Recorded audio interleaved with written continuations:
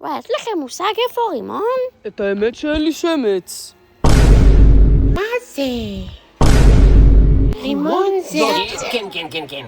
זה כבר היה בסרטון של השנה שעברה. תראו, הבאתי עוד אוכל. בטח אתם תוהים לעצמכם איך כשהתעוררתי, המכונה שמגדילה ומכווצת הופיעה מולי. הכל היה לפני שבועיים. היה לי יום הולדת, ודג, תפוח ודבש קנו לי מיטה. אף אחד לא ידע, אבל זאת הייתה מיטת קסמים.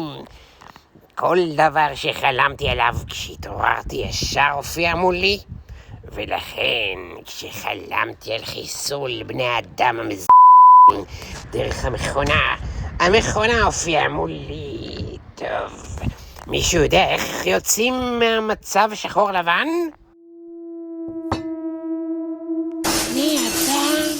אתה משוגע? כל החיים הם אכלו אותי, ועכשיו אני אוכל אותם.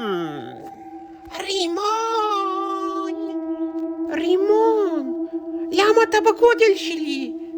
אני אמרתי לך, אתה תגדל וגם אתה תהיה ענק. אמא, נו, את עושה לי פדיחות.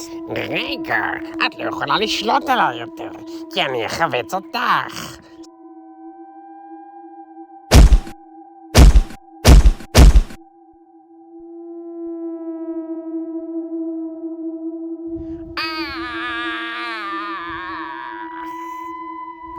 אתם אנשים נחמדים, אתם תסלחו לי, נכון?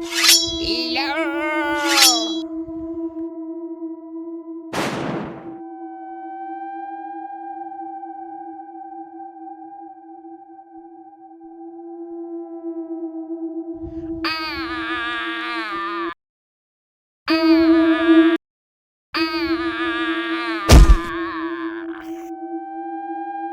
מה זה? איפה אני? בקניון פרחונים, בגלל זה יש פה לבה, אש ושדים. איזה מזל, חשבתי שאני כבר בגיהנום. רגע, אני באמת בגיהנום. איזה יופי, גילית את רוסיה. איך אני פה? אני חושב שגן עדן יושב עליי יותר טוב, לא? בוא נחשוב, קיבצת אנשים ורצית לאכול אותם. אבל אוף, תן לי עוד ניסיון. את האמת היא שהרבה זמן לא החזרתי מישהו לחיים.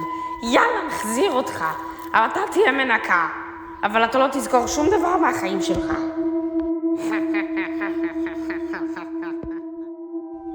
נו, מתי המנקה מגיעה? היא כבר מאחרת בשעתיים. סוף סוף. שלום.